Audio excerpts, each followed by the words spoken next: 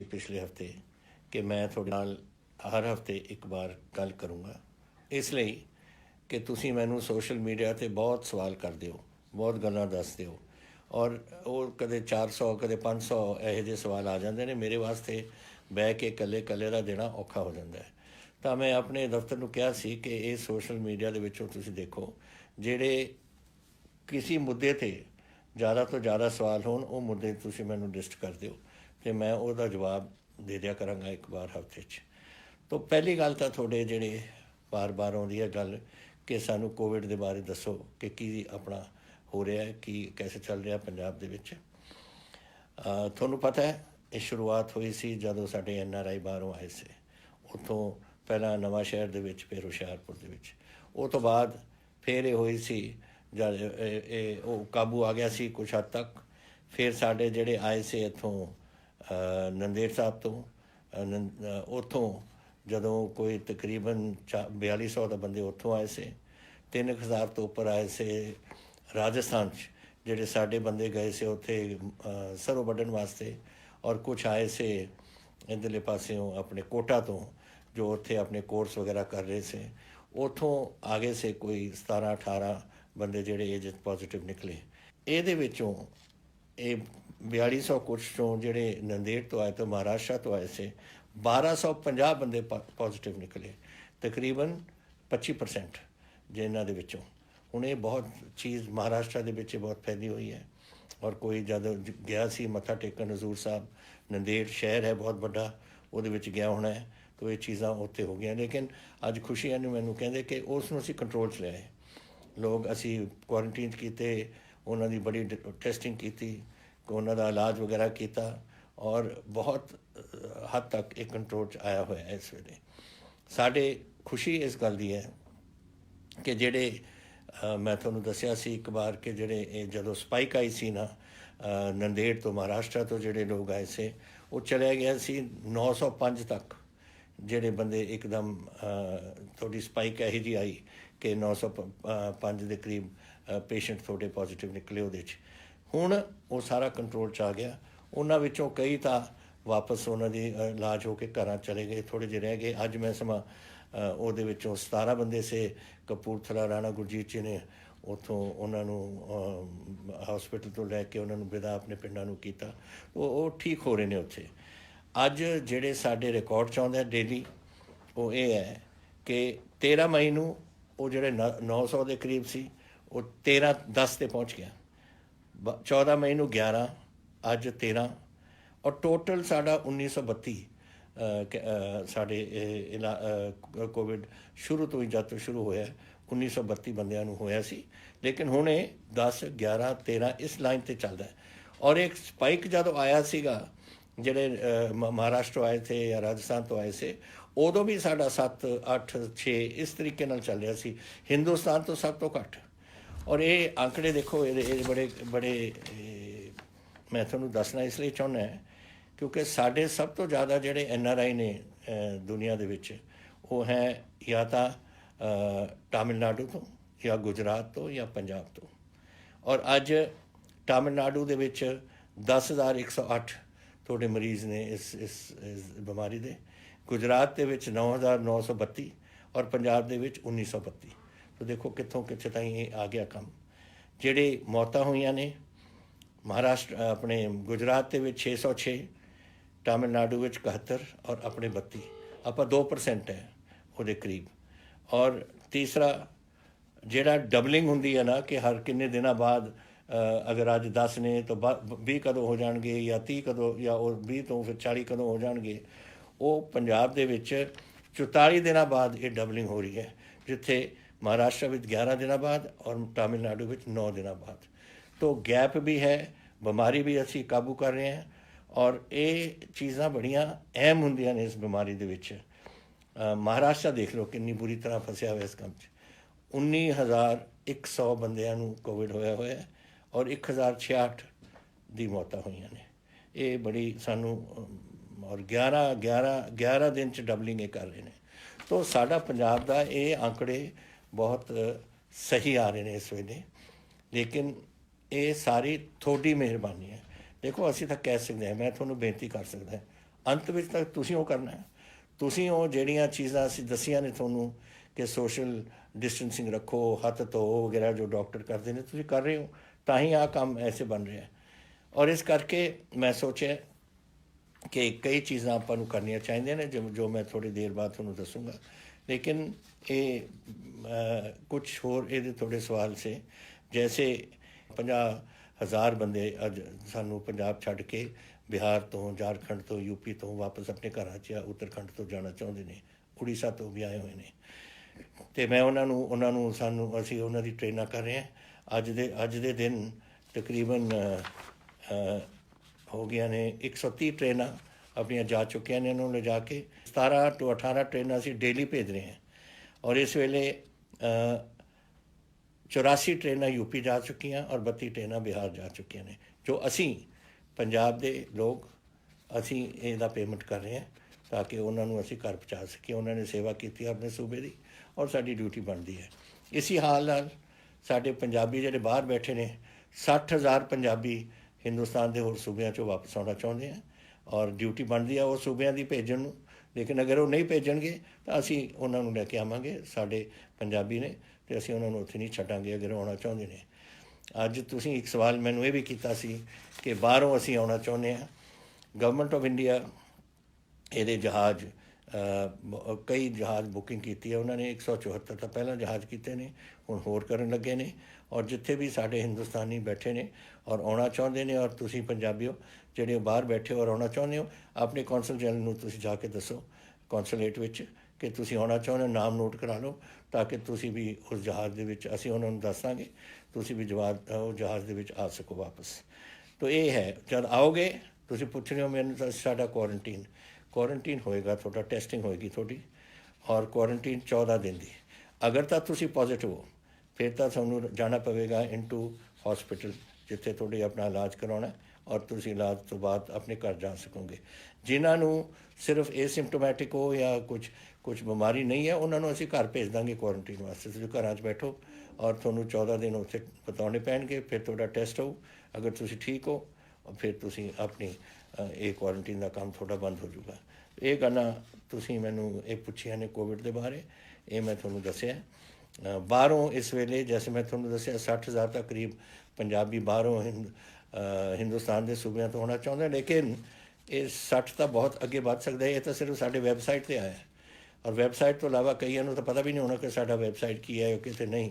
ਜਿਹੜੇ ਕੋਈ ਰਹਿ ਜਾਂਦੇ ਹੋ ਤੁਸੀਂ, ਅਗਰ ਤੁਸੀਂ ਆਉਣਾ ਚਾਹੁੰਦੇ ਹੋ ਸਾਨੂੰ ਦੱਸ ਦਿਓ, ਅਸੀਂ ਤੁਹਾਨੂੰ ਲਿਆਵਾਂਗੇ। ਔਰ ਜਿਹੜੇ ਵਿਦੇਸ਼ਾਂ ਤੋਂ ਆ ਰਹੇ ਨੇ, ਜੋ ਸਾਨੂੰ ਖਬਰ ਆਈ ਹੈ ਐਕਸਟਰਨਲ ਅਫੇਅਰਸ ਮਿਨਿਸਟਰੀ ਤੋਂ ਕਿ ਤਕਰੀਬਨ 20,000 ਦੇ ਕਰੀਬ ਆਪਣੇ ਪੰਜਾਬੀ ਇੱਥੇ ਵਾਪਸ ਆਉਣਾ ਚਾਹੁੰਦੇ ਨੇ। ਤਾਂ ਜੈਸੇ ਮੈਂ ਤੁਹਾਨੂੰ ਦੱਸਿਆ ਆਪਣੇ ਕੌਂਸੂਲੇਟਾਂ ਨੂੰ ਆਪਣਾ ਨਾਂ ਪਹੁੰਚਾਓ ਜ਼ਰੂਰ। ਸਕੂਲਾਂ ਦੇ ਬਾਰੇ ਦੇਖੋ, ਇਹ ਸਕੂਲਾਂ ਦੇ ਵਿੱਚ ਇਹ ਬਿਮਾਰੀਆਂ ਫੈਲ ਸਕਦੀਆਂ ਨੇ, ਵਾਇਰਲ ਹੁੰਦੀਆਂ ਨੇ, ਕਈ ਚੀਜ਼ਾਂ ਹੁੰਦੀਆਂ ਨੇ। ਦੇਖੋ ਆਪਣੇ ਚਿਕਨ ਪੌਕਸ ਹੁੰਦੀ ਹੈ, ਮੰਪਸ ਹੁੰਦੇ ਨੇ, ਇੱਕ ਬੱਚੇ ਤੋਂ ਦੂਜੇ ਬੱਚੇ, ਤੀਜੇ ਬੱਚੇ, ਚੌਥੇ ਬੱਚੇ ਤੱਕ ਜਾ ਸਕਦੀਆਂ ਨੇ। ਔਰ ਤਾਂ ਹੀ ਉਹ ਸਕੂਲਾਂ ਵਿੱਚ ਵੀ ਕੋਈ ਹੋ ਜਾਏ, ਜੋ ਬੋਰਡਿੰਗ ਸਕੂਲ ਨੇ ਉੱਥੇ ਕੁਆਰੰਟੀਨ ਦੇ ਵਿੱਚ ਪਾ ਦਿੰਦੇ ਨੇ, ਨਹੀਂ ਕਹਿੰਦੇ ਨੇ ਘਰਾਂ ਜਾ ਕੇ ਤੁਸੀਂ ਆਪਣੀ ਕੁਆਰੰਟੀਨ 'ਚ ਰਹੋ। ਇਹੀ ਤਰੀਕਾ ਹੈ ਵਾਇਰਸ ਨੂੰ ਕੰਟਰੋਲ ਕਰਨ ਦਾ, ਇੱਕੋ ਹੀ ਤਰੀਕਾ ਹੈ। ਅਤੇ ਸੋਸ਼ਲ ਡਿਸਟੈਂਸਿੰਗ ਰੱਖੋ, ਬੱਚਿਆਂ ਨੂੰ ਇਕੱਠੇ ਨਾ ਹੋਣ ਦਿਓ। ਹੁਣ ਇਕੱਠੇ ਤਾਂ ਸਕੂਲਾਂ ਦੇ ਵਿੱਚ ਕੈਸੇ ਰੋਕੋਗੇ ਤੁਸੀਂ? ਬੈਂਚ 'ਤੇ ਬਹਿੰਦੇ ਨੇ ਜਾਂ ਖੇਡਦੇ ਨੇ ਜਾਂ ਕੁਛ, ਇੱਕ ਦੂਜੇ ਦੇ ਨਾਲ ਤਾਂ ਮਿਲਣਗੇ ਹੀ। ਕੋਈ ਫੁੱਟਬਾਲ ਖੇਡਦਾ ਹੈ, ਕੋਈ ਕੁਛ ਹੋਰ ਚੀਜ਼ ਖੇਡਦੇ, ਤੁਸੀਂ ਰੋਕ ਨਹੀਂ ਸਕਣਾ ਇਸ ਨੂੰ। ਲੇਕਿਨ ਅਸੀਂ ਸਕੂਲਾਂ ਨੂੰ ਇਹ ਜ਼ਰੂਰ ਕਿਹਾ ਕਿ ਇਹਦੇ ਦੌਰਾਨ ਕੋਈ ਇਨਕਰੀਜ਼ ਨਹੀਂ ਹੋਏਗੀ ਉਹਨਾਂ ਦੀ ਫੀਸ ਦੀ। ਇਸ ਸਾਲ ਮੈਂ ਇਹਨਾਂ ਨੂੰ ਭੇਜ ਚੁੱਕਿਆ ਆਰਡਰ ਕਿ ਕੋਈ ਤੁਸੀਂ ਜਿਹੜਾ 8% ਅਸੀਂ ਇਨਕਰੀਜ਼ ਅਲਾਉ ਕਰ ਦਿੰਦੇ ਹਾਂ ਆਪਣੇ ਪ੍ਰਾਈਵੇਟ ਸਕੂਲਸ ਨੂੰ ਕਿ ਤੁਸੀਂ 8% ਤਾਈਂ ਆਪਣਾ ਵਧਾ ਸਕਦੇ ਹੋ ਆਪਣੀ ਫੀਸ, ਉਹ ਨਹੀਂ ਹੋਣਗੀਆਂ ਇਸ ਸਾਲ। ਪਹਿਲੀ ਗੱਲ ਤਾਂ ਇਹ ਹੈ। ਦੂਸਰਾ, ਔਨਲਾਈਨ ਐਜੂਕੇਸ਼ਨ ਰੱਖਣ, ਕਿਉਂਕਿ ਸਾਨੂੰ ਨਹੀਂ ਪਤਾ। ਅੱਜ ਮੈਨੂੰ ਤੁਸੀਂ ਪੁੱਛੋ ਕਿ ਕਿੰਨੀ ਦੇਰ ਕੋਵਿਡ ਚੱਲੇਗਾ, ਉਹ ਵੀ ਸਵਾਲ ਹੈ ਇੱਕ ਤੁਹਾਡਾ। ਮੈਂ ਕੈਸੇ ਦੱਸਾਂ ਤੁਹਾਨੂੰ ਕਿ ਦੁਨੀਆ 'ਚ ਨਹੀਂ ਪਤਾ ਕੈਸੇ ਚੱਲ ਰਿਹਾ। Nobody knows. ਇਹ ਬਿਮਾਰੀ ਇਹੋ ਜਿਹੀ ਹੈ ਜਿਹੜੀ ਚਾਈਨਾ ਤੋਂ ਸ਼ੁਰੂ ਹੋਈ ਔਰ ਚਾਈਨਾ 'ਚ ਫਿਰ ਵਾਪਸ ਪਹੁੰਚ ਗਈ। ਅਮਰੀਕਾ ਦਾ ਦੇਖੋ ਕੀ ਹਾਲ ਹੈ, ਲੱਖਾਂ ਦੇ ਕਰੀਬ ਉੱਥੇ ਲੋਕ ਬਿਮਾਰ ਹੋ ਗਏ ਔਰ ਪਤਾ ਨਹੀਂ 70-80 ਹਜ਼ਾਰ ਦੇ ਕਰੀਬ ਤਾਂ ਮਰ ਗਏ ਨੇ ਉੱਥੇ। ਇਹ ਸਾਰੇ ਕਿਤੇ ਦੁਨੀਆ ਚੱਲ ਰਹੀ ਹੈ ਤਾਂ ਕੋਈ ਕੰਟਰੋਲ ਨਹੀਂ। ਨਾ ਸਾਨੂੰ ਪਤਾ ਹੈ ਬਿਮਾਰੀ ਬਾਰੇ, ਨਾ ਡਾਕਟਰਾਂ ਨੂੰ, ਨਾ ਸਾਇੰਟਿਸਟ ਨੂੰ, ਕਿਸੇ ਨੂੰ ਪਤਾ ਇਸ ਦੇ ਬਾਰੇ। ਤਾਂ ਇਹ ਕਰਕੇ ਸਕੂਲ ਸਾਨੂੰ ਬੰਦ ਰੱਖਣੇ ਪੈਣਗੇ ਜਦ ਤਾਈਂ ਕੁਛ ਇਹਦੀ ਜਾਣਕਾਰੀ ਨਹੀਂ ਹੁੰਦੀ। ਔਰ ਇਹਨੇ ਇਹ ਨਹੀਂ ਪਤਾ ਲੱਗਦਾ ਕਿ ਇਹਦਾ ਅਸੀਂ ਕੈਸੇ ਇਲਾਜ ਇਹਦਾ ਕਰਾਂਗੇ। ਸੋ ਇਹ ਤੁਹਾਨੂੰ ਇਹ ਤੁਹਾਨੂੰ ਔਖੀ ਘੜੀ ਤੁਹਾਨੂੰ ਕੱਟਣੀ ਪਊ। ਮੈਂ ਜਾਣਦਾ ਬੱਚਿਆਂ ਦੀ ਜਿਹੜੀ ਪੜ੍ਹਾਈ ਹੈ ਉਹ ਨਹੀਂ ਹੋਣੀ, ਲੇਕਿਨ ਔਨਲਾਈਨ ਤੁਸੀਂ ਅਗਰ ਜਿਹੜੇ ਸਕੂਲ ਕਰ ਸਕਦੇ ਨੇ ਤੁਸੀਂ ਕਰੋ। ਉਹਦੇ ਵਾਸਤੇ ਔਨਲਾਈਨ ਵਾਸਤੇ ਤਾਂ ਵੱਖ ਗੱਲ ਹੈ, ਲੇਕਿਨ ਹੋਰ ਕੋਈ ਬਿੱਲ ਨਹੀਂ ਤੁਸੀਂ ਲਾਉਣੇ। ਜੈਸੇ ਬਿਲਡਿੰਗ ਚਾਰਜਸ ਹੁੰਦੇ ਨੇ, ਟਰਾਂਸਪੋਰਟੇਸ਼ਨ ਚਾਰਜਸ, ਮੀਲ ਚਾਰਜਸ ਵਗੈਰਾ, ਇਹ ਨਹੀਂ ਲੱਗਣਗੇ। ਅਗਰ ਤੁਸੀਂ ਔਨਲਾਈਨ ਦੀ ਸਿਖਲਾਈ ਹੈ ਉਹਦਾ ਜਿਹੜਾ ਕੁਝ ਤੁਹਾਡਾ ਖਰਚਾ ਹੁੰਦਾ ਉਹ ਤੁਸੀਂ ਬੇਸ਼ੱਕ ਚਾਰਜ ਕਰ ਸਕਦੇ ਹੋ। ਤੋ ਇਹ ਗੱਲਾਂ ਅਸੀਂ ਕਈ ਚੀਜ਼ਾਂ ਇਹ ਪ੍ਰਾਈਵੇਟ ਸਕੂਲਸ ਨੂੰ ਲਿਖ ਕੇ ਭੇਜੀਆਂ ਨੇ, ਅਖਬਾਰ 'ਚ ਆ ਜਾਣਗੀਆਂ। ਔਰ ਮੈਂ ਆਸ ਕਰਦਾ ਕਿ ਤੁਸੀਂ ਆਪਣੇ ਬੱਚਿਆਂ ਨੂੰ ਪੜ੍ਹਾਓ ਜ਼ਰੂਰ।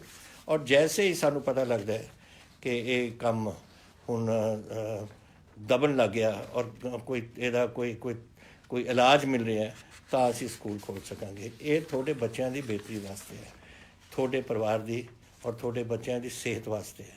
And I am not willing to take risk. ਮੈਂ ਰਿਸਕ ਨਹੀਂ ਲਊਂਗਾ ਕਿ ਤੁਹਾਡੇ ਬੱਚਿਆਂ ਨੂੰ ਮੈਂ ਇੱਥੇ ਇਹੋ ਜਿਹੀ ਚੀਜ਼ 'ਚ ਫਸਾਵਾਂ ਜਿੱਥੇ ਉਹਨਾਂ ਨੂੰ ਬਿਮਾਰੀਆਂ ਹੋਣ ਜਿਹਦੇ ਤੋਂ ਸ਼ਾਇਦ ਨਿਕਲ ਨਾ ਸਕਣ।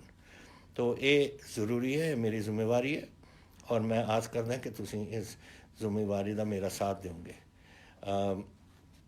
ਖੁਸ਼ੀਆਂ ਇਸ ਗੱਲ ਦੀਆਂ ਜ਼ਰੂਰ ਨੇ ਕਿ ਜੈਸੇ ਤੁਸੀਂ ਮੈਨੂੰ ਇਹ ਵੀ ਪੁੱਛਿਆ ਸੀ ਫਸਲ ਦੇ ਬਾਰੇ ਕਿ ਤੁਸੀਂ ਹੁਣ ਸਾਉਣੀ ਆ ਰਹੀ ਹੈ, ਸਾਉਣੀ ਦੀ ਆਪਾਂ ਫਸਲ ਕੀ ਕਰਾਂਗੇ। ਪਹਿਲਾ ਗੱਲ ਤਾਂ ਇਹ ਹੈ ਵਧਾਈ ਤੁਹਾਨੂੰ ਕਿ 123 ਲੱਖ ਟਨ ਆਪਣੀ ਕਣਕ ਆ ਚੁੱਕੀ ਹੈ ਔਰ ਦਿਨ ਪਰ ਦਿਨ 1 ਲੱਖ ਸਵਾ ਲੱਖ ਡੇਲੀ ਆ ਰਹੀ ਹੈ। ਦੇਖਦੇ ਹਾਂ ਕਿੱਥੇ ਤਾਈਂ ਪਹੁੰਚਦੀ ਹੈ, ਲੇਕਿਨ ਇਹ ਕਿਸਾਨਾਂ ਦੀ ਹਿੰਮਤ ਹੈ, ਤੁਹਾਡੇ ਸਾਰਿਆਂ ਦੀ ਹਿੰਮਤ ਹੈ ਜਿਨ੍ਹਾਂ ਦੇ ਕਰਕੇ ਹੋਇਆ।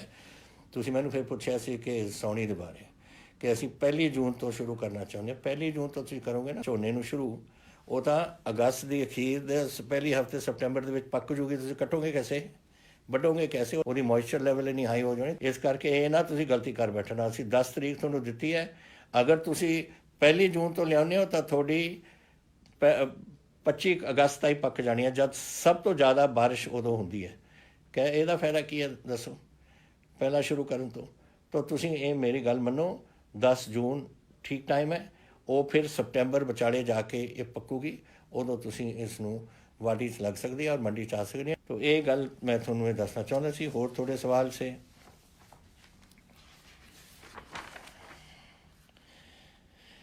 ਸਰਕਾਰ ਗਵਰਨਮੈਂਟ ਆਫ ਇੰਡੀਆ ਨੂੰ ਫਲਾਈਟਾਂ ਅਤੇ ਟ੍ਰੇਨ ਲਾਉਣੇ ਚਾਹੀਦੇ ਨੇ, ਮੈਂ ਸਮਝਦਾ ਲਾਉਣੇ ਚਾਹੀਦੇ ਨੇ। ਔਰ ਫਲਾਈਟਾਂ ਤਾਂ ਜੈਸੇ ਮੈਂ ਤੁਹਾਨੂੰ ਕਿਹਾ ਲੋਕਾਂ ਨੂੰ ਲੈ ਕੇ ਆ ਰਹੇ ਨੇ ਬਾਹਰੋਂ, ਔਰ ਟ੍ਰੇਨਾਂ ਤਾਂ ਹੁਣ ਚੱਲ ਹੀ ਰਹੀਆਂ ਨੇ। ਅਸੀਂ ਜਿਹੜੇ ਆਪਣੇ ਬੰਦੇ ਜਾ ਰਹੇ ਨੇ ਤਾਂ ਇਸ ਤੋਂ ਬਾਅਦ ਜਦੋਂ ਬੰਦਿਆਂ ਨੂੰ ਪਹੁੰਚਾ ਦੇਣ ਆਪਣੇ ਆਪਣੇ ਸੂਬਿਆਂ ਦੇ ਵਿੱਚ, ਉਸ ਤੋਂ ਬਾਅਦ ਇਹਨਾਂ ਨੂੰ ਚਾਲੂ ਕਰਨਾ ਚਾਹੀਦਾ। ਮੈਂ ਇਹਦੇ ਸਹਿਮਤ ਹਾਂ। ਤੁਸੀਂ ਇਹ ਵੀ ਕਿਹਾ ਕਿ ਮੈਂ ਇੱਕ ਛੋਟਾ ਇਹ ਸੰਗਰੂਰ ਤੋਂ ਆਇਆ ਕਿ ਮੈਂ ਇੱਕ ਛੋਟਾ ਬਿਜ਼ਨਸਮੈਨ ਹੈ ਲੁਧਿਆਣੇ ਤੋਂ, ਅਤੇ ਮੈਂ ਪਿਛਲੇ 2 ਮਹੀਨਿਆਂ 'ਚ ਮੇਰੀ ਕੋਈ ਕਮਾਈ ਨਹੀਂ ਹੋਈ। ਮੈਂ ਆਪਣਾ ਬਿਜ਼ਨਸ ਕੈਸੇ ਖੋਲ੍ਹ ਸਕਦਾ? ਦੁਕਾਨ ਹੋਣੀ, ਉਹਦੀ ਕੁਛ ਛੋਟਾ ਜਿਹਾ ਕੰਮ ਹੋਣਾ। ਅਸੀਂ ਇਹਦਾ ਅਗਲੇ 2 ਦਿਨਾਂ ਦੇ ਵਿੱਚ ਤੁਹਾਨੂੰ ਪੂਰਾ ਇਹਦਾ ਕੱਢ ਕੇ ਦੇਵਾਂਗੇ। ਅਸੀਂ ਵੱਧ ਤੋਂ ਵੱਧ ਤੁਹਾਡੇ ਛੋਟੇ ਬਿਜ਼ਨਸਿਸ ਜਿਹੜੀਆਂ ਨੇ, ਤੁਹਾਡੇ ਦੁਕਾਨਾਂ ਨੇ, ਉਹ 18 ਤਰੀਕ ਨੂੰ ਤੁਹਾਨੂੰ ਪਤਾ ਹੈ ਸਾਡਾ ਲੋਕਡਾਊਨ ਇਹ ਪਹਿਲਾ ਨੰਬਰ 3 ਲੋਕਡਾਊਨ ਖਤਮ ਹੋ ਰਿਹਾ ਔਰ ਉਸ ਤੋਂ ਬਾਅਦ ਆਪਾਂ ਨੇ ਫੈਸਲਾ ਕਰਨਾ ਚੌਥੇ ਲੋਕਡਾਊਨ ਦਾ। ਲੇਕਿਨ 18 ਤਰੀਕ ਨੂੰ ਮੈਂ ਤੁਹਾਡੀਆਂ ਵੱਧ ਤੋਂ ਵੱਧ ਦੁਕਾਨਾਂ ਔਰ ਬਿਜ਼ਨਸਿਸ ਤੁਹਾਡਾ ਖੋਲ੍ਹਾਂਗਾ ਜਿੱਥੇ ਕੰਟੇਨਮੈਂਟ ਏਰੀਆਜ਼। ਹੁਣ ਮੈਨੂੰ ਇਹ ਰੈੱਡ, ਔਰੇਂਜ ਅਤੇ ਹਰਾ, ਇਹ ਜਿਹੜਾ ਲਾਲ, ਕੇਸਰੀ ਅਤੇ ਹਰਾ ਜਿਹੜੇ ਰੰਗ ਰੱਖੇ ਨੇ, ਮੈਂ ਇਹਦੇ ਨਾਲ ਕੋਈ ਸਹਿਮਤ ਨਹੀਂ। ਮੈਂ ਪ੍ਰਾਈਮ ਮਿਨਿਸਟਰ ਸਾਹਿਬ ਨੂੰ ਵੀ ਕਿਹਾ ਸੀ ਉਸ ਦਿਨ ਬੋਲਦੇ ਹੋਏ ਕਿ ਇਹ ਗੱਲਾਂ ਮੈਨੂੰ ਨਹੀਂ ਪਤਾ, ਇਹ ਸਾਨੂੰ ਪਤਾ ਹੈ ਪੰਜਾਬ ਦੇ ਵਿੱਚ ਕੀ ਹਾਲਾਤ ਨੇ। ਚੀਫ ਮਿਨਿਸਟਰ ਹੋਰ ਸੂਬਿਆਂ ਨੂੰ ਪਤਾ ਹੈ, ਸਾਨੂੰ ਸਾਡੇ 'ਤੇ ਛੱਡੋ ਕਿ ਅਸੀਂ ਕੀ ਕਰਾਂਗੇ। ਅਤੇ ਅਸੀਂ ਹੁਣ ਰੱਖਾਂਗੇ ਕਨਫਾਈਨਮੈਂਟ ਜ਼ੋਨ ਜਾਂ non confinement zone. Confinement zone ਦੇ ਜਿੱਥੇ ਬਿਮਾਰੀ ਆ ਉੱਥੇ ਮੁਹੱਲੇ ਨੂੰ ਸੀਲ ਆਫ ਕਰਕੇ ਬਾਕੀ ਸ਼ਹਿਰ ਮੇਰੇ ਖੋਲ੍ਹਣ ਦਾ ਪੂਰਾ ਇਰਾਦਾ ਹੈ ਔਰ 18 ਤਰੀਕ ਨੂੰ ਅਸੀਂ ਇਹ ਕਰਾਂਗੇ ਤਾਂ ਕਿ ਤੁਸੀਂ ਆਪਣੇ ਬਿਜ਼ਨਸਿਸ ਉੱਥੇ ਚਲਾ ਸਕੋ। ਮੈਨੂੰ ਅਫਸੋਸ ਹੈ ਕਿ ਤੁਹਾਡਾ ਨੁਕਸਾਨ ਹੋਇਆ, ਲੇਕਿਨ ਕਰੀਏ ਕੀ, ਇਹ ਤਾਂ ਸਾਡੇ ਸਾਰਿਆਂ ਦੇ ਹੱਥ ਤੋਂ ਬਾਹਰ ਸੀ ਗੱਲ। ਔਰ ਅਸੀਂ ਪਹਿਲਾਂ ਮੇਰੇ ਵਾਸਤੇ ਪੰਜਾਬੀਆਂ ਦੀ ਜਾਨ ਦਾ ਖਤਰਾ ਸੀ, ਉਹ ਦੂਰ ਕਰਨਾ ਸੀ।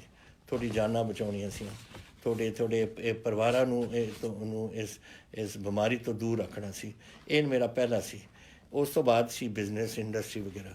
ਲੇਕਿਨ ਹੁਣ ਸਮੇਂ ਆ ਗਿਆ, ਕਿਉਂਕਿ ਮੈਨੂੰ ਪਤਾ ਹੈ ਕਈ ਲੋਕ ਤਾਂ ਜੋ ਦੁਕਾਨਾਂ ਤੋਂ ਕਮਾਉਂਦੇ ਨੇ ਉਹੀ ਖਾਂਦੇ ਨੇ, ਅਤੇ ਇਸ ਤਰੀਕੇ ਨਾਲ 2 ਹਫ਼ਤੇ 2 ਮਹੀਨੇ ਤਾਂ ਬਹੁਤ ਲੰਬਾ ਹੋ ਜਾਂਦਾ ਅਰਸਾ। ਤਾਂ ਇਸ ਕਰਕੇ ਇਹਦਾ ਅਸੀਂ 18 ਤਰੀਕ ਨੂੰ ਐਲਾਨ ਕਰਾਂਗੇ ਤਾਂ ਕਿ ਤੁਸੀਂ ਆਪਣੇ ਵਿੱਚ ਉੱਥੇ ਕੰਮ ਚਲਾ ਸਕੋ। ਲੌਂਗ ਟਰਮ ਇਫੈਕਟ ਤੁਸੀਂ ਪੁੱਛਿਆ, ਇਹ ਜਲੰਧਰ ਤੋਂ ਆਇਆ ਰਿਸ਼ੀ ਮਲਹੋਤਰਾ ਜੀ ਦਾ ਸਵਾਲ ਕਿ ਲੌਂਗ ਟਰਮ ਇਫੈਕਟ ਕੋਵਿਡ ਦਾ ਸਾਡੇ 'ਤੇ ਕੀ ਹੈ। ਮੈਂ ਦੇਖੋ, ਇਹ ਇੱਕ ਬਿਮਾਰੀ ਹੈ, ਹਰ ਬਿਮਾਰੀ ਤੋਂ ਜਿਹੜਾ ਲੰਘ ਜਾਂਦਾ ਹੈ ਉਹ ਫਿਰ ਠੀਕ ਹੋ ਜਾਂਦਾ ਹੈ ਤਾਂ ਸਿਹਤ ਠੀਕ ਹੋ ਜਾਂਦੀ ਹੈ।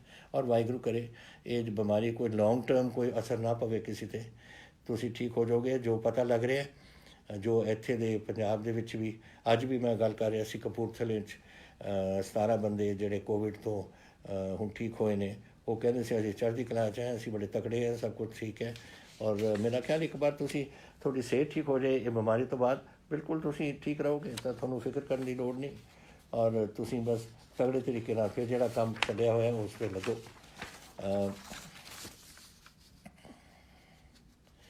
ਇੰਡਸਟਰੀਅਲਿਸਟ ਦਾ ਇੱਕ ਹੋਰ ਆਇਆ ਕਿ we are not getting chance to open factories ਥੋੜ੍ਹੀਆਂ ਖੁਲਾਤੀਆਂ ਵੱਡੀਆਂ, ਜਿਹੜੀਆਂ ਜਿਹੜੇ ਨੌਨ ਰੈੱਡ ਜ਼ੋਨ ਜਿਹੜਾ ਕੰਟੇਨਮੈਂਟ ਜ਼ੋਨ ਦੇ ਵਿੱਚੋਂ ਉਹ ਤਾਂ ਖੁੱਲ੍ਹ ਗਈਆਂ ਨੇ।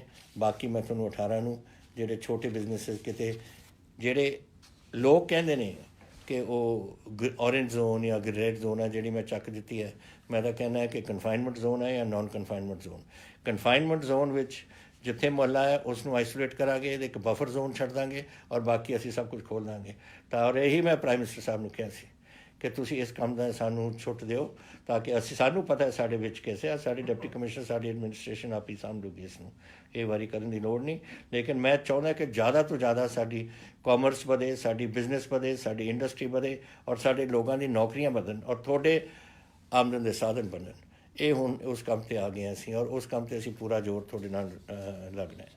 ਜਿਹੜੀ ਤੁਸੀਂ ਦੋ ਗੱਲਾਂ ਕਹੀਆਂ ਸੀਆਂ ਇੰਡਸਟਰੀ ਵਾਸਤੇ ਸਟੀਮੂਲਸ ਜਾਂ ਹੈਲਪ EMI ਵਗੈਰਾ, ਇਹ ਗਵਰਨਮੈਂਟ ਆਫ ਇੰਡੀਆ ਦੇ ਹੱਥ ਵਿੱਚ ਹੈ। ਅਸੀਂ ਇਹਦੇ ਬਾਰੇ 26 ਮਾਰਚ ਨੂੰ ਮੈਂ ਇੱਕ ਚਿੱਠੀ ਲਿਖ ਚੁੱਕੇ ਹਾਂ ਪ੍ਰਾਈਮ ਮਿਨਿਸਟਰ ਨੂੰ ਔਰ ਮੈਂ ਉਸ ਨੂੰ ਫੋਲੋ ਅਪ ਕਰਾਂਗਾ ਕਿ ਜਿਹੜੇ ਹੁਣ ਤੁਸੀਂ ਐਲਾਨ ਕਰ ਰਹੇ ਹੋ ਯਾਨੀ ਕਿ 20 ਲੱਖ ਕਰੋੜ ਅਸੀਂ ਪੂਰੇ ਹਿੰਦੁਸਤਾਨ ਦੇਣਾ, ਉਹ ਉਹਨਾਂ ਕਿ ਕੀ ਦੇਣਾ ਹੈ, ਕੈਸੇ ਦੇਣਾ ਹੈ, ਕੀ ਕੁਝ ਕਰਨਾ ਹੈ, ਉਹ ਅਸੀਂ ਲਿਖ ਰਹੇ ਹਾਂ ਲੈਟਰ। ਇੱਕ ਮੈਂ 20 ਮਾਰਚ ਨੂੰ ਇਸ ਤੋਂ ਬਹੁਤ ਪਹਿਲਾਂ ਇੱਕ ਮੈਂ ਲੈਟਰ ਲਿਖ ਚੁੱਕਿਆ ਸੀ ਜੋ ਮੈਂ ਠੀਕ ਸਮਝਦਾ ਸੀ ਕਿ ਗੱਲਾਂ ਹੋਣੀਆਂ ਚਾਹੀਦੀਆਂ ਨੇ। ਹੁਣ ਇਹਨਾਂ ਦੀ ਅਨਾਊਂਸਮੈਂਟ ਤੋਂ ਬਾਅਦ, ਦਿੱਲੀ ਦੀ ਅਨਾਊਂਸਮੈਂਟ ਤੋਂ ਬਾਅਦ ਮੈਂ ਉਹ ਗੱਲਾਂ ਨੂੰ ਇੱਕ ਅਮਲੀ ਜਾਮਾ ਬਣਾ ਕੇ ਇਹ ਮੈਂ ਲਿਖਣਾ ਚਾਹੁੰਦਾ ਹਾਂ ਦੁਬਾਰਾ ਕਿ ਫਲਾਣੀ 1 2 3 4 ਇਹ ਪੁਆਇੰਟਸ ਬਣਾ ਕੇ ਕਿ ਇਹਨਾਂ ਦੇ ਵਿੱਚ ਤੁਸੀਂ ਸਾਡੀ ਇਸ ਤਰੀਕੇ ਨਾਲ ਹੈਲਪ ਕਰ ਸਕਦੇ ਹੋ ਜੋ ਤੁਸੀਂ ਐਲਾਨ ਕੀਤਾ ਹੈ। ਆਈ ਐਗਰੀ ਵਿਥ ਯੂ, ਜਿਹੜੀ ਤੁਸੀਂ ਗੱਲ ਕਹੀ ਹੈ ਕਿ ਐਡੀਸ਼ਨਲ ਫਸਲ ਦਾਣਾ ਵਗੈਰਾ ਖਾਣਾ ਵਗੈਰਾ ਦੇਣਾ ਚਾਹੀਦਾ ਹੈ ਗਰੀਬਾਂ ਵਾਸਤੇ ਔਰ ਤੁਹਾਨੂੰ ਇਹ ਬੁਰਾ ਲੱਗਦਾ ਹੈ, ਬੁਰਾ ਤਾਂ ਮੈਨੂੰ ਵੀ ਲੱਗਦਾ ਹੈ। ਲੇਕਿਨ ਜਿਹੜਾ ਬੰਦਾ ਆਪਣੇ ਬੱਚੇ ਨੂੰ ਰੋਟੀ ਨਹੀਂ ਖਵਾ ਸਕਦਾ ਉਹ ਫਿਰ ਸਾਡੀ ਡਿਊਟੀ ਬਣ ਜਾਂਦੀ ਹੈ। ਤੁਹਾਨੂੰ ਪਤਾ ਕਿੰਨਾ ਅਸੀਂ ਦੇ ਚੁੱਕੇ ਹਾਂ ਇਸ ਵੇਲੇ, 1 ਕਰੋੜ ਪੈਕੇਟ ਅਸੀਂ ਦੇ ਚੁੱਕੇ ਹਾਂ, 3 ਕਰੋੜ ਦੀ ਆਪਣੀ ਆਬਾਦੀ ਹੈ। ਲੇਕਿਨ ਹਾਲੇ ਵੀ ਲੋਕਾਂ ਨੂੰ ਪੂਰੀ ਰੋਟੀ ਨਹੀਂ ਮਿਲ ਰਹੀ ਕਿਉਂਕਿ ਇਹ ਜਿਹੜੇ ਮਾਈਗਰੈਂਟ ਲੇਬਰ ਹੈ ਜਾਂ ਆਪਣੀ ਲੇਬਰ ਹੈ ਜਾਂ BPL ਸਾਡੀ ਫੈਮਿਲੀਜ਼ ਨੇ। ਹੁਣ ਮਾਈਗਰੈਂਟ ਲੇਬਰ ਤਾਂ 13 ਲੱਖ ਬੈਠੀ ਹੈ, ਉਹ ਜਦੋਂ ਉਹਨਾਂ ਨੂੰ ਕੋਈ ਨੌਕਰੀ ਨਾ ਮਿਲੇ ਤਾਂ ਫਿਰ ਉਹ ਵਿਚਾਰੇ ਰੋਟੀ ਖਾਣਗੇ ਕਿੱਥੋਂ, ਤਾਂ ਦਿਹਾੜੀਦਾਰ ਨੇ ਸਾਰੇ। ਇਸ ਕਰਕੇ ਸਾਨੂੰ ਰੋਟੀ ਦੇਣੀ ਪੈ ਰਹੀ ਔਰ ਚੱਲ ਰਹੀ ਹੈ ਇਸ ਵੇਲੇ, ਬੰਦ ਨਹੀਂ ਹੋ ਰਹੀ, ਅਸੀਂ ਬੰਦ ਨਹੀਂ ਕਰਾਂਗੇ। ਅਸੀਂ ਜਿਹੜਾ ਭੁੱਖਾ, ਮੈਂ ਪਹਿਲਾਂ ਕਿਹਾ ਇੱਕ ਵਾਰ, ਪੰਜਾਬ ਦੇ ਵਿੱਚ ਅਸੀਂ ਕਿਸੇ ਨੂੰ ਭੁੱਖੇ ਸੌਣ ਨਹੀਂ ਦੇਣਾ ਔਰ ਇਹੀ ਗੱਲ 'ਤੇ ਅਸੀਂ ਜੋ ਕੁਝ ਲੋੜ ਹੈ ਸਾਨੂੰ ਇਹ ਗਰੀਬਾਂ ਦੀ ਮਦਦ ਕਰਨ ਵਾਸਤੇ, ਇਹ ਸਾਡੀ ਸਾਰਿਆਂ ਦੀ ਡਿਊਟੀ ਬਣਦੀ ਹੈ ਔਰ ਸਰਕਾਰ ਦੀ ਡਿਊਟੀ ਬਣਦੀ ਹੈ ਕਿ ਉਹਨਾਂ ਨੂੰ ਅਸੀਂ ਪੂਰਾ ਉਹਨਾਂ ਦਾ ਰਾਸ਼ਨ ਪਾਣੀ ਸਾਰਾ ਦੇ ਸਕੀਏ। ਤੁਸੀਂ ਫਿਰ ਕਿਹਾ ਸੀ ਕਿ ਪੰਜਾਬ ਟਰਾਂਸਪੋਰਟ ਕਦੋਂ ਰਿਜ਼ਿਊਮ ਹੋ ਜਾਏਗੀ, ਇਹ ਮੈਂ ਤੁਹਾਨੂੰ ਦੱਸਦਾ 18 ਤਰੀਕ ਤੋਂ ਅਸੀਂ ਇਹਨੂੰ ਰਿਜ਼ਿਊਮ ਕਰਾਂਗੇ ਜਿੱਦਣ ਇਹ ਕੋਵਿਡ ਪਹਿਲਾਂ ਹੋਏਗਾ। ਹੁਣ ਮੈਂ ਕੋਵਿਡ ਦੇ ਬਾਰੇ ਤੁਹਾਨੂੰ ਇੱਕ ਗੱਲ ਦੱਸਣਾ ਚਾਹੁੰਦਾ ਕਿ 18 ਤਰੀਕ ਨੂੰ ਇਹ ਜਿਹੜਾ ਲੋਕਡਾਊਨ ਸੀ ਨੰਬਰ 3 ਲੋਕਡਾਊਨ ਇਹ ਬੰਦ ਹੋਣਾ। ਪਤਾ ਨਹੀਂ government of India Ki announce ਕਰ ਰਹੀ ਹੈ ਨਹੀਂ ਅਨਾਊਂਸ ਕਰ ਰਹੀ, ਲੇਕਿਨ ਮੈਂ ਇਸ ਗੱਲ ਨੂੰ ਅੱਗੇ ਲੈ ਕੇ ਜਾਵਾਂਗਾ। ਮੈਂ ਕਰਫਿਊ ਹਟਾ ਦੇਣੀ ਹੈ, ਕੋਈ ਕਰਫਿਊ ਨਹੀਂ ਹੋਏਗਾ ਪੰਜਾਬ 'ਚ 18 ਤਰੀਕ ਤੋਂ, ਲੇਕਿਨ ਲੋਕਡਾਊਨ ਅਸੀਂ ਰੱਖਾਂਗੇ। ਇਹ ਤੁਹਾਡੀ ਹਿੰਮਤ ਔਰ ਇਹ ਲੋਕਡਾਊਨ ਦਾ ਹੈ ਕਿ ਸਾਡੇ ਪੰਜਾਬ ਅੱਜ ਬਚਿਆ ਹੋਇਆ ਹੈ। ਅੱਜ ਹੁਣ ਜਿਹੜੇ ਦੇਖੋ ਅਗਰ 60,000 ਲੋਕ ਬਾਹਰੋਂ ਆ ਜਾਣ ਅਤੇ 20 ਲੱਖ ਵਿਦੇਸ਼ਾਂ ਤੋਂ ਆ ਜਾਣ ਅਤੇ ਸਾਨੂੰ ਉਹਦਾ ਧਿਆਨ ਰੱਖਣਾ ਪਊ। ਅਸੀਂ ਉਹਨਾਂ ਨੂੰ ਕੁਆਰੰਟੀਨ 'ਚ ਪਾਵਾਂਗੇ ਸਾਰਿਆਂ ਨੂੰ, ਲੇਕਿਨ ਫਿਰ ਵੀ ਕੁਝ ਘੁੰਮਦੇ ਨੇ, ਉਦੋਂ ਜਦ ਅਸੀਂ ਆਉਂਦੇ ਨੇ ਉਦੋਂ ਤਾਂ ਲੱਗਦੇ ਨੇ ਪੋਜ਼ੀਟਿਵ, ਹਫ਼ਤੇ ਬਾਅਦ 10 ਦਿਨ ਬਾਅਦ ਫਿਰ ਉਹਨਾਂ ਨੂੰ ਕੋਈ ਬਿਮਾਰੀ ਲੱਗ ਜਾਂਦੀ ਹੈ ਕਿਉਂਕਿ ਬਿਮਾਰੀ 5ਵੇਂ ਔਰ 7ਵੇਂ ਦਿਨ ਦੇ ਦਰਮਿਆਨ ਇਹ ਦਿਖਦੀ ਹੈ। ਜਿਹਨੂੰ ਲੱਗ ਜਾਂਦੀ ਹੈ ਪਹਿਲੇ ਦਿਨ ਤਾਂ ਠੀਕ ਹੁੰਦਾ, ਤਾਂ ਜਦ ਪਾਲਮ ਆ ਜਾਏ ਉਦੋਂ ਤਾਂ ਠੀਕ ਲੱਗਦਾ ਹੈ ਉਦੋਂ ਟੈਸਟ ਵੀ ਕਲੀਅਰ ਹੋਣਗੇ, ਲੇਕਿਨ ਹਫ਼ਤੇ 10 ਦਿਨ ਬਾਅਦ ਫਿਰ ਹੋ ਸਕਦਾ ਫਿਰ ਕੀ ਕਰਾਂਗੇ। ਤੋ ਇਸ ਕਰਕੇ ਸਾਨੂੰ ਲੋਕਡਾਊਨ ਰੱਖਣਾ ਪਊ ਜਦ ਤੱਕ ਸਾਰੇ ਪੰਜਾਬੀ ਘਰ ਨਹੀਂ ਆਉਂਦੇ। ਲੇਕਿਨ ਮੈਂ ਉਹਦੇ 'ਚ ਰਾਹਤ ਬੜੀ ਦੇਵਾਂਗਾ, ਮੈਂ ਰਾਹਤ ਦੇਵਾਂਗਾ, ਲੇਕਿਨ ਤੁਸੀਂ ਮੇਰਾ ਹੁਣ ਸਾਥ ਤੁਹਾਨੂੰ ਦੇਣਾ ਪਊ। ਦੇਖੋ ਮੈਂ ਨਹੀਂ ਚਾਹੁੰਦਾ ਕਿ ਇਹ ਬਿਮਾਰੀ ਜ਼ਿਆਦਾ ਫੈਲੇ ਇੱਥੇ, ਔਰ ਤੁਸੀਂ ਵੀ ਤੰਗ ਹੋ। ਤੰਗੀ ਇਹ ਜਿਹੜੀ ਲੋਕਡਾਊਨ ਦੀ ਹੁੰਦੀ ਹੈ, ਇਹ ਲੋਕਾਂ ਨੂੰ ਤੰਗ ਕਰਨ ਦੀ ਉਹ ਗੱਲ ਹੈ, ਲੇਕਿਨ ਇਹ ਤੁਹਾਡੀ ਸਿਹਤ ਵਾਸਤੇ ਹੈ। ਔਰ ਤੁਸੀਂ ਮੇਰਾ ਸਾਥ ਦਿੱਤਾ, ਮੈਂ ਤੁਹਾਨੂੰ ਬੇਨਤੀ ਕੀਤੀ ਸੀ ਔਰ 2 ਮਹੀਨੇ ਤੁਸੀਂ ਮੇਰਾ ਸਾਥ ਦੇ ਕੇ ਆਪਾਂ ਪੰਜਾਬ ਬਚਾ ਲਿਆ। ਹੁਣ ਮੇਰੀ ਇੱਕ ਤੁਹਾਨੂੰ ਬੇਨਤੀ ਹੋ ਰਿਹਾ ਕਿ ਮੈਂ 31 ਮਈ ਤਾਈਂ ਇਸ ਨੂੰ ਫਿਰ ਲੈ ਕੇ ਜਾਊਂਗਾ, ਬੜੀ ਰਾਹਤ ਮਿਲੇਗੀ ਉਹਦੇ 'ਚ, ਲੇਕਿਨ ਤੁਸੀਂ ਮੇਰਾ ਸਾਥ ਦੇਣਾ ਹੈ ਤਾਂ ਕਿ ਇਹ ਹੋਰ ਫੈਲੇ ਨਾ।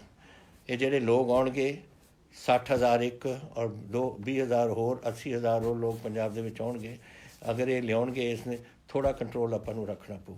ਔਰ ਵਾਹਿਗੁਰੂ ਕਰੇ 31 ਮਾਰਚ ਤਾਈਂ ਆਪਾਂ ਨੂੰ ਫਿਰ ਅੱਗੇ ਜਾਣ ਦੀ ਲੋੜ ਨਾ ਪਵੇ, ਅਗਰ ਆਪਾਂ ਕੰਟਰੋਲ ਕਰ ਸਕੀਏ। ਔਰ ਕੰਟਰੋਲ ਕਰਨਾ ਔਰ ਇਹਦਾ ਸੰਭਾਲ ਕਰਨੀ ਇਹ ਤੁਹਾਡੇ ਹੱਥ ਦੇ ਵਿੱਚ ਹੈ। ਤਾਂ ਮੈਂ ਆਸ ਕਰਦਾ ਕਿ ਤੁਸੀਂ ਮੇਰੀ ਗੱਲ ਫੇਰ ਮੰਨੋਗੇ ਇੱਕ ਵਾਰ, ਔਰ ਆਪਾਂ ਆਪਣੇ ਪੰਜਾਬ ਨੂੰ ਇਸ ਬਿਮਾਰੀ ਤੋਂ ਕੱਢੀਏ ਔਰ ਆਪਾਂ ਉਸ ਨੂੰ ਬਚਾਈਏ। ਇੱਕ ਸਵਾਲ ਤੁਸੀਂ ਕੀਤਾ ਸੀ ਕਿ ਗਵਰਨਮੈਂਟ ਦੇ ਵਿੱਚ ਤੁਸੀਂ ਰਿਕਰੂਟਮੈਂਟ ਕਰੋਗੇ ਜਾਂ ਨਹੀਂ। ਇਹ ਤੁਹਾਨੂੰ ਪਤਾ ਹੈ ਕਿ ਅਸੀਂ ਆਪਣੇ ਪਿਛਲੇ ਬਜਟ ਸੈਸ਼ਨ ਦੇ ਦੌਰਾਨ ਐਲਾਨ ਕੀਤਾ ਸੀ ਕਿ ਅਸੀਂ 1 ਲੱਖ ਨੌਕਰੀਆਂ ਇਹਦੇ ਵਿੱਚ ਇਸ ਸਾਲ ਦੇ ਵਿੱਚ ਕਰਾਂਗੇ। ਫਿਰ ਕੋਵਿਡ ਹੋ ਗਿਆ ਸ਼ੁਰੂ, ਲੇਕਿਨ ਇਹਦਾ ਮਤਲਬ ਇਹ ਨਹੀਂ ਕਿ ਅਸੀਂ ਨਹੀਂ ਕਰਾਂਗੇ, ਇਹ ਬਿਲਕੁਲ ਕਰਾਂਗੇ। ਇਹਦੇ ਵਾਸਤੇ ਅਸੀਂ ਹੁਣ ਬਣਾ ਰਹੇ ਹਾਂ ਕਿ ਕਿਸ ਤਰੀਕੇ ਨਾਲ ਅਸੀਂ ਇਹ ਰਿਕਰੂਟਮੈਂਟ ਡਰਾਈਵ ਕਰਨੀਆਂ ਨੇ, ਔਰ ਕੁਛ ਦਿਨਾਂ ਵਿੱਚ ਤੁਹਾਡੇ ਸਾਹਮਣੇ ਇਹ ਗੱਲ ਅਸੀਂ ਰੱਖਾਂਗੇ ਤਾਂ ਕਿ ਜਿਨ੍ਹਾਂ ਨੇ ਅਪਲਾਈ ਕਰਨਾ ਹੈ ਉਸ ਵਾਸਤੇ ਕਰੋ, ਔਰ ਅਸੀਂ ਇੰਟਰਵਿਊਜ਼ ਵਗੈਰਾ ਦਾ ਪ੍ਰਬੰਧ ਕਰ ਰਹੇ ਹਾਂ। ਇੱਕ ਤਾਂ ਇਹ ਹੈ। ਇੱਕ ਮੁਕੁਲ ਚੋਪੜਾ ਜੀ ਨੇ ਪੁੱਛਿਆ ਮੈਨੂੰ ਕਿ GNDU ਦਾ ਐਗਜ਼ਾਮੀਨੇਸ਼ਨ ਕਦੋਂ ਰੱਖਿਆ ਜਾਵੇਗਾ। ਇਹ ਮਸਲਾ ਤਾਂ ਹੈ ਤਾਂ ਇਹ ਵਾਈਸ ਚਾਂਸਲਰ ਦਾ ਔਰ ਉਹਨਾਂ ਦੇ ਆਪਣੇ ਫੈਸਲਿਆਂ ਦਾ, ਲੇਕਿਨ ਜੋ ਮੈਨੂੰ ਪਤਾ ਲੱਗਿਆ ਕਿ UGC ਨੇ ਬੋਰਡ ਐਗਜ਼ਾਮਸ ਅਰਲੀ ਆਪਣੇ ਯੂਨੀਵਰਸਿਟੀ ਦੇ ਐਗਜ਼ਾਮਸ ਅਰਲੀ ਜੁਲਾਈ ਦੇ ਵਿੱਚ ਉਹ ਰੱਖਣਾ ਚਾਹੁੰਦੇ ਨੇ, ਔਰ ਬੋਰਡ ਐਗਜ਼ਾਮ CBSE ਦੇ ਵੀ ਜੁਲਾਈ ਦੇ ਵਾਸਤੇ ਸ਼ਡਿਊਲ ਹੋਏ ਨੇ, ਲੇਕਿਨ ਇਹ ਅਨਾਊਂਸਮੈਂਟ ਤਾਂ ਫਿਰ ਵਾਈਸ ਚਾਂਸਲਰ ਸਾਹਿਬ ਕਰਨਗੇ ਕਿਸ ਤਰੀਕੇ ਨਾਲ UGC ਨਾਲ ਗੱਲ ਕਰਕੇ ਕਿਸ ਤਰੀਕੇ ਨਾਲ ਕਰਨਾ ਚਾਹੁੰਦੇ ਨੇ। ਤੀਸਰਾ ਜਿਹੜਾ ਮੈਂ ਇੱਕ ਹੋਰ ਸਵਾਲ ਤੁਹਾਡੇ ਨਾਲ ਕਰਨਾ ਚਾਹੁੰਦਾ, ਜਿਹੜਾ ਮੈਂ ਸਮਝਦਾ ਕਿ ਤੁਸੀਂ ਇਹ ਬੜੀ ਸੋਚ ਕੇ ਤੁਸੀਂ ਮੈਨੂੰ ਪੁੱਛਿਆ ਕਿ ਆਪੋਜੀਸ਼ਨ ਪਾਰਟੀਜ਼ ਤੁਹਾਡੇ 'ਤੇ ਇਲਜ਼ਾਮ ਵਗੈਰਾ ਲਾਉਂਦੀਆਂ ਨੇ, ਤੁਸੀਂ ਕੀ ਸਮਝਦੇ ਹੋ ਉਸ ਦੇ ਬਾਰੇ। ਦੇਖੋ ਗੱਲ ਇਹ ਲੜਾਈ ਹੈ ਸਾਡੇ ਭਵਿੱਖ ਦੀ, ਆਪਣੇ ਬੱਚਿਆਂ ਦੇ ਭਵਿੱਖ ਦੀ, ਤੁਹਾਡੇ ਪਰਿਵਾਰਾਂ ਦੇ ਭਵਿੱਖ ਦੀ, ਪੰਜਾਬ ਦੇ ਹਿੰਦੁਸਤਾਨ ਦੇ ਭਵਿੱਖ ਦੀ। ਔਰ ਮੈਂ ਸਾਰੇ ਆਪੋਜੀਸ਼ਨ ਪਾਰਟੀਆਂ ਨੂੰ ਸੱਦਿਆ ਸੀ ਔਰ ਮੈਂ ਉਹਨਾਂ ਨੂੰ ਬੁਲਾਇਆ ਕਿ ਸਾਰਿਆਂ ਨੇ ਮੈਨੂੰ ਭਰੋਸਾ ਦਿੱਤਾ ਸੀ, ਹਰ ਪਾਰਟੀ ਨੇ, ਕਿ ਅਸੀਂ ਤੁਹਾਡਾ ਇਸ ਕੋਵਿਡ ਦੇ ਬਿਮਾਰੀ ਦੇ ਸਮੇਂ ਤੁਹਾਡਾ ਪੂਰੀ ਸਪੋਰਟ ਕਰਾਂਗੇ। ਅਗਰ ਹੁਣ ਉਹ ਭੁੱਲ ਗਏ ਨੇ ਆਪਣਾ ਜਿਹੜਾ ਵਾਅਦਾ ਮੇਰੇ ਨਾਲ ਕੀਤਾ ਸੀ ਔਰ ਹੁਣ ਸਿਆਸਤ ਨੂੰ ਅੱਗੇ ਲਿਆਏ ਨੇ, ਫਿਰ ਮੈਂ ਕੀ ਕਹਿ ਸਕਦਾ ਇਹਦੇ ਬਾਰੇ। ਵੈਸੇ ਉਹਨਾਂ ਨੂੰ ਸੋਚਣਾ ਚਾਹੀਦਾ ਹੈ ਕਿ ਇਹ ਪੰਜਾਬ ਦੇ ਔਰ ਪੰਜਾਬ ਦੇ ਲੋਕਾਂ ਦਾ ਭਵਿੱਖ ਹੈ, ਔਰ ਜਦੋਂ ਤਾਈਂ ਇਹ ਲੜਾਈ ਮੁੱਕਦੀ ਨਹੀਂ ਔਰ ਆਪਾਂ ਇਹਦੇ 'ਚ ਫਤਿਹ ਨਹੀਂ ਆਪਾਂ ਇੱਥੇ ਹੋਵਾਂਗੇ ਤਾਂ ਇਹ ਗੱਲ ਪੰਜਾਬ ਦੇ ਵਿੱਚ ਫੈਲਦੀ ਰਹੂ। ਔਰ ਇਸ ਕਰਕੇ ਸਾਡਾ ਸਾਥ ਹੋਣਾ ਚਾਹੀਦਾ ਸੀ ਉਹਨਾਂ ਦਾ। ਔਰ ਮੈਂ ਅੱਜ ਵੀ ਆਸ ਕਰਦਾ ਕਿ ਜਿਹੜਾ ਭਰੋਸਾ ਉਹਨਾਂ ਨੇ ਮੈਨੂੰ ਦਿੱਤਾ ਹੈ ਉਹ ਇਸ ਕੋਵਿਡ ਤੋਂ ਇਲਾਵਾ ਜੋ ਮਰਜ਼ੀ ਕਰੋ ਸਿਆਸਤ, ਲੇਕਿਨ ਕੋਵਿਡ ਵਿੱਚ ਸਾਡਾ ਸਾਥ ਦਿਓ ਤਾਂ ਕਿ ਆਪਾਂ ਪੰਜਾਬ ਨੂੰ ਔਰ ਪੰਜਾਬੀਆਂ ਨੂੰ ਇਸ ਔਰ ਆਪਣੇ ਬੱਚਿਆਂ ਨੂੰ ਇਸ ਤੋਂ ਬਚਾ ਸਕੀਏ। ਮੈਨੂੰ ਇੱਕ ਮਹਿੰਦਰਪਾਲ ਜੀ ਨੇ ਜਲੰਧਰ ਤੋਂ ਲਿਖੀ ਹੈ ਚਿੱਠੀ ਕਿ ਉਹ ਇੱਕ ਪਾਸ ਲੈਣਾ ਚਾਹੁੰਦੇ ਸੀ, ਉਹਨਾਂ ਨੂੰ ਪਾਸ ਨਹੀਂ ਮਿਲਦਾ। ਇਹ ਮੈਨੂੰ ਹੈਰਾਨੀ ਲੱਗਦੀ ਹੈ ਇਸ ਗੱਲ ਦੀ, ਕਿਉਂਕਿ ਡਿਪਟੀ ਕਮਿਸ਼ਨਰਸ ਔਰ SSPs ਨੂੰ ਦੱਸਿਆ ਗਿਆ ਕਿ ਜੋ ਆਪਣੇ ਪਾਸ ਲੈ ਕੇ ਕੁਛ ਖਾਸ ਜ਼ਰੂਰੀ ਕੰਮ ਕਰਨਾ ਚਾਹੁੰਦੇ ਉਹਨਾਂ ਨੂੰ ਦਿੱਤਾ ਜਾਵੇ। ਅਤੇ ਮੈਂ DC ਜਲੰਧਰ ਨੂੰ ਅੱਜ ਇਨਫੋਰਮ ਕਰਦੇ ਹਾਂ ਮਹਿੰਦਰਪਾਲ ਜੀ ਕਿ ਤੁਹਾਨੂੰ ਇਹ ਪ੍ਰੋਬਲਮ ਨਾ ਹੋਵੇ ਔਰ ਇਹ ਤੁਹਾਨੂੰ ਪਾਸ ਇੱਕਦਮ ਦਿੱਤਾ ਜਾਵੇ ਤਾਂ ਕਿ ਤੁਸੀਂ ਆਪਣੇ ਫੈਮਿਲੀ ਨੂੰ ਜਲੰਧਰ ਤੋਂ ਬਠਿੰਡੇ ਪਹੁੰਚਾ ਸਕੋ। ਇਹ ਔਰ ਬਾਕੀ ਡਿਪਟੀ ਕਮਿਸ਼ਨਰ ਵੀ ਦੱਸ ਰਹੇ ਕਿ ਜੋ ਇਹ ਜੀ ਕੋਈ ਹੁੰਦੇ ਨੇ ਮੰਗਾਂ ਹੁੰਦੀਆਂ ਨੇ ਇਹ ਉਹਨਾਂ ਨੂੰ ਪੂਰੀਆਂ ਕਰਨੀਆਂ ਚਾਹੀਦੀਆਂ ਨੇ। ਉਹ ਅੱਜ ਮੈਂ ਉਹਨਾਂ ਨੂੰ ਇਹ ਭੇਜ ਰਿਹਾ। ਔਰ ਅਖੀਰ ਵਿੱਚ ਇੱਕੋ ਹੀ ਗੱਲ ਰਹਿ ਗਈ ਕਰਨ ਨੂੰ, ਔਰ ਉਹ ਹੈ ਤੁਹਾਡਾ ਧੰਨਵਾਦ ਕਰਨਾ। ਦੇਖੋ ਜਿਸ ਤਰੀਕੇ ਨਾਲ ਤੁਸੀਂ CM ਰਿਲੀਫ ਫੰਡ ਵਾਸਤੇ ਪੈਸੇ ਭੇਜੇ ਨੇ, ਮੈਂ ਆਸ ਨਹੀਂ ਕਰਦਾ ਸੀ ਕਿ ਇਸ ਤਰੀਕੇ ਨਾਲ ਪੈਸੇ ਪਹੁੰਚਣਗੇ। ਬਹੁਤ ਪੈਸੇ ਪਹੁੰਚੇ ਨੇ। ਉਹਦੀ ਪਹਿਲੀ ਪੇਮੈਂਟ ਸ਼ਾਇਦ ਤੁਹਾਨੂੰ ਪਤਾ ਲੱਗਿਆ ਹੋਣਾ ਕਿ ਅਸੀਂ ਕੀਤੀ ਸੀ। ਜਿਹੜੇ 2 ਸਾਡੇ ਮੁਲਾਜ਼ਮ ਇਸ ਉਹਨਾਂ ਦੀ ਮੌਤਾਂ ਹੋ ਗਈਆਂ। ਇੱਕ ਤਾਂ DSP ਸੀਗੇ ਲੁਧਿਆਣੇ ਤੋਂ, ਔਰ ਦੂਸਰੇ ਸੇ ਰੈਵਨਿਊ ਮਹਿਕਮੇ ਤੋਂ ਇੱਕ ਕਾਨੂੰਗੋ ਸੇ, ਉਹਨਾਂ ਦੋਨਾਂ ਨੂੰ ਅਸੀਂ ਇਹਦੀ ਜੋ ਦੇਣਾ ਸੀਗਾ ਉਹਨਾਂ ਨੂੰ ਰਿਲੀਫ ਵਗੈਰਾ ਉਹਨਾਂ ਦੇ ਪਰਿਵਾਰਾਂ ਨੂੰ ਅਸੀਂ ਦਿੱਤੀ ਹੈ। ਔਰ ਸਾਡੇ ਕੋਲ ਬਹੁਤ ਪੈਸੇ ਪਏ ਨੇ ਇਸ ਵੇਲੇ, ਕੋਈ ਇਹਦੀ ਤੰਗੀ ਨਹੀਂ, ਕੋਈ ਪ੍ਰੋਬਲਮ ਨਹੀਂ ਸਾਨੂੰ ਆਉਣੀ। ਲੇਕਿਨ ਧੰਨਵਾਦ ਤੁਹਾਡਾ, ਕਿਉਂਕਿ ਤੁਸੀਂ ਅਮਾਊਂਟਸ ਕੋਈ ਵੀ ਹੋਵੇ, ਤੁਸੀਂ ਆਪਣੇ ਦਿਲੋਂ ਆਪਣੇ ਪਿਆਰ ਨਾਲ ਇਹ ਭੇਜਿਆ ਹੈ ਆਪਣੇ ਪੰਜਾਬ ਵਾਸਤੇ, ਤਾਂ ਮੈਂ ਦਿਲੋਂ ਤੁਹਾਡਾ ਸਾਰਾ ਸ਼ੁਕਰਗੁਜ਼ਾਰ ਹੈ। ਅਤੇ ਮੇਰੇ ਵੀਰੋ ਭੈਣੋ, ਕੋਈ ਇਹੋ ਜਿਹੇ ਸਵਾਲ ਹੋਣ, ਕੋਈ ਗੱਲਾਂ ਹੋਣ ਜੋ ਤੁਹਾਡੇ ਮਨ 'ਚ ਨੇ, ਜੋ ਤੁਸੀਂ ਮੈਨੂੰ ਪੁੱਛਣਾ ਚਾਹੁੰਦੇ ਹੋ, ਮੈਂ ਤੁਹਾਨੂੰ ਦੱਸਿਆ ਹਰ ਹਫ਼ਤੇ ਮੈਂ ਇੱਕ ਦਿਨ ਇਹ ਤੁਹਾਡੇ ਨਾਲ ਇਹ ਗੱਲ ਕਰਿਆ ਕਰਾਂਗਾ। ਜ਼ਰੂਰ ਮੈਨੂੰ ਲਿਖ ਕੇ ਭੇਜੋ ਔਰ ਮੈਂ ਕੋਸ਼ਿਸ਼ ਕਰੂੰਗਾ ਕਿ ਸਾਰੀਆਂ ਗੱਲਾਂ ਦਾ ਤੁਹਾਨੂੰ ਜਵਾਬ ਦੇਵਾਂ। ਬਹੁਤ ਧੰਨਵਾਦ ਤੁਹਾਡਾ ਸਾਰਿਆਂ ਦਾ।